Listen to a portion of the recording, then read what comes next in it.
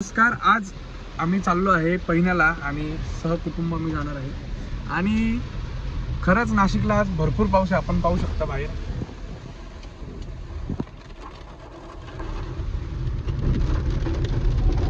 खूप जोरदार असा पाऊस चालू आहे. आणि आता पैण्याला जायचं आहे. तर कसं जायचं ते मी तुम्हाला दाखवणार आहे. कारण काही लोक मुंबईहूनही पाहुणे येत असतात की त्यांना माहिती नसतं. आणि पैण्याचे वॉटरफॉल, आता धबधबा जो आहे तो खूप सुंदर वाहत आहे. आणि खरंच नाशिकमध्ये आमच्या पाहायला गेलं तर निसर्गरम्य आणि निसर्ग आम्हाला भरभरून मिळालेला आहे नाशिकला. त्यामुळे आता आपण आज पैण्याला जाणार आहोत. कसा वॉटरफॉल आहे, कसं वातावरण आहे, त्याचा आनंद घेणार आहोत. चला तर नाशिकमध्ये जोरदार पाऊस येतोय, पाहू शकता आपण. आणि खूप सुंदर असं वातावरण आहे आणि मस्त गाण्यांचा आनंद घेत घेत आम्ही सर्व आज चाललो आहे.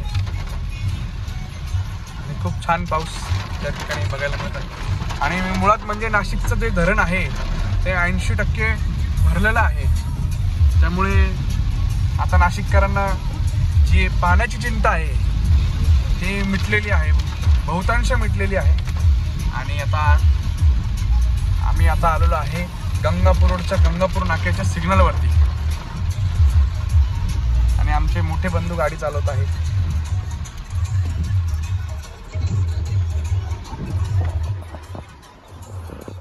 आता आपण इथून सिग्नल आहे, सिग्नल झालं की मग आपण पुढे जाऊया. आहे या ठिकाणी पाहू शकता आपण. आता मी आलेलो आहे कॅनडा कॉर्नरला आणि आता आम्ही कॉलेज रोडवरनं जाणार आहोत. आणि एवढ्या पावसातही आपण पाहू शकताय की लोक रविवारचा आनंद घेत आहे, पावसाचा आनंद घेत आहे. आणि खरंच पाऊस वर्षातून 4 महिने येतो. नाशिकमध्ये जेमतेम 2.5 ते 3 महिने जास्तीत जास्त येतो.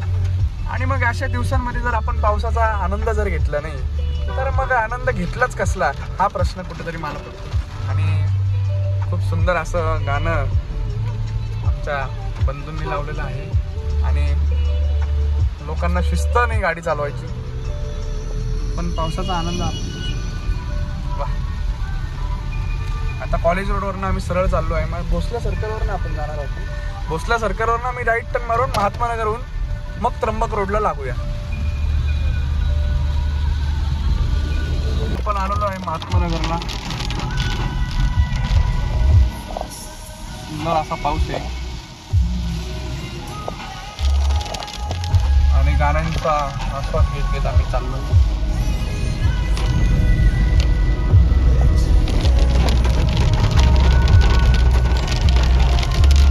आलेलो आहे त्र्यंबक रोडला आणि इतका जोरदार पाऊस आहे की काही दिसायलाच मार्ग नाही. पण आता आम्ही थांबल्यामुळे थोडंसं दिसतं आहे. आणि सिग्नलवर थांबलो आता. हे ITIचं सिग्नल आहे. आणि पावसाचा वेग बघा तुम्ही एकदा, किती जबरदस्त आहे. म्हणजे अक्षरशः आतमध्ये पाणी येऊ राहिलं, सगळं ओलं होत आहे. पण अप्रतिम आणि खूप सुंदर. आणि जिथं जसं जसं पुढे जातोय आम्ही त्र्यंबक रोडला तसं तसं पावसाचा वेग वाढत चाललाय. आणि तुम्हाला सांगतो, आम्ही जेव्हा त्र्यंबकच्या पूर्ण रोडला लागू, म्हणजे मे बी खंबाळ आपण क्रॉस केला तर एवढा जोरदार पाऊस तिथं आम्हाला लागेल की काय सांगू. म्हणजे हे नाशिक शहरातला पाऊस आहे, पण जसं जसं आम्ही पुढे जाऊ तसा तसा पावसाचा वेग वाढत जाणार. मी तुम्हाला दाखवणार आहे. आणि आता आम्ही आलो आहे सातपूरला.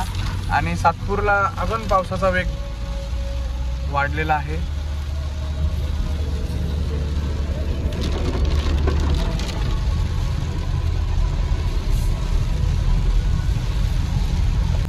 पाना फुला झाडांवरती छपरावरती चढून पाहतो. दुपार टळून संध्याकाळचा सुरू होतो पुन्हा. पाऊस आपण पाहू शकता केवढा जोरात चालत येते आणि रस्त्याला संपूर्ण पाणी आहे. चक्क डोळ्यांसमोर ऋतू कोस बदलून घेतो. पावसातही ढगांमध्ये गाण्यांचा आनंद.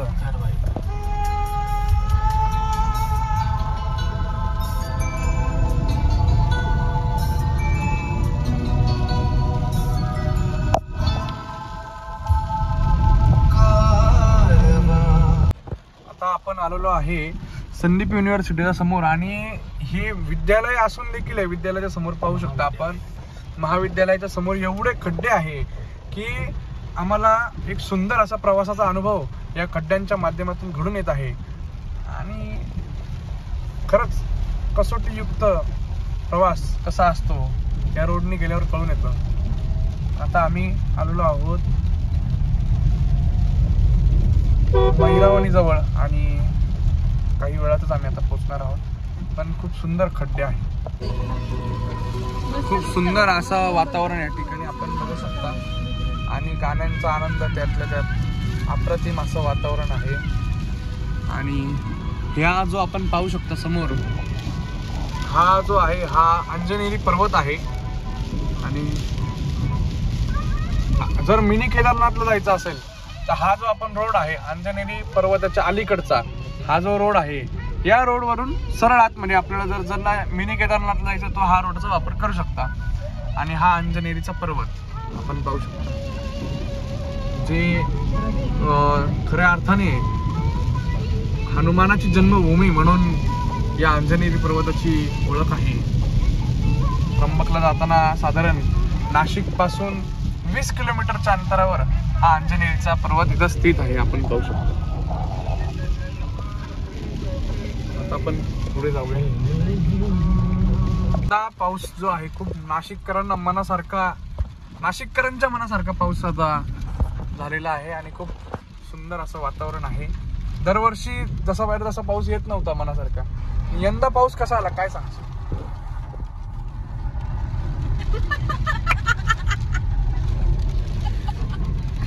टाकून घ्या, त्यांच्याकडे शब्दच नव्हते, एवढा सुंदर पाऊस झालेला आहे. शब्द कमी पडले, शब्दच नाही सुचला पण नाही, शब्दच नाही सुचत आहे. कारण शब्दांच्या सुमनांनी व्यक्त करू शकत नाही, एवढा सुंदर पाऊस आहे.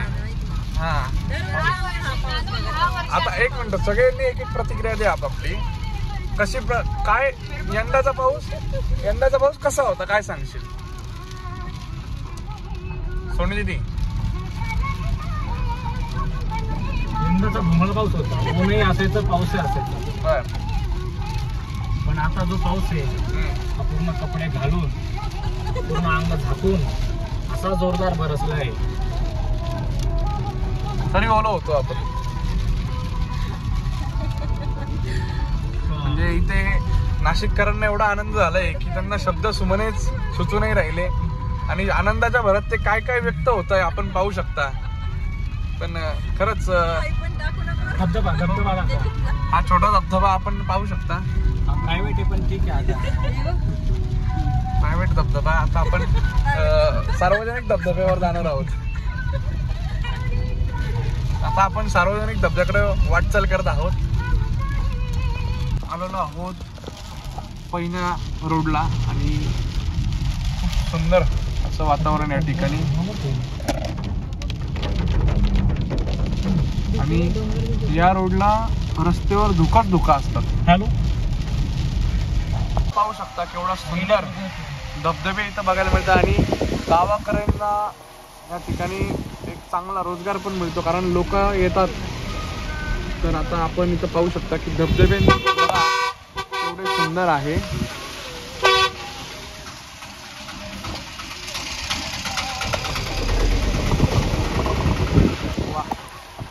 समोर आपण धबधबे पाहू शकता, आणि इथं रिव्हर्स वॉटरफॉल जो आहे वाऱ्याच्या वेगाने तो तसाच उलटा जातो, त्याचं पाणी जे आहे ते उलटं जातं. असा इथं वॉटरफॉल आहे.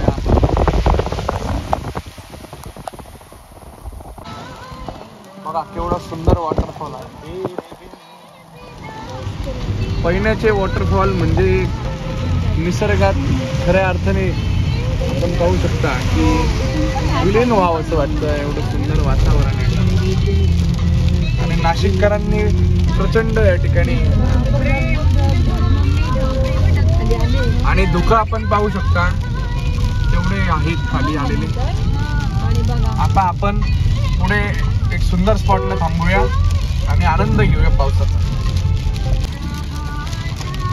रस्त्याचा आनंद आणि पाऊस, वा वा. अप्रतिम असं वातावरण.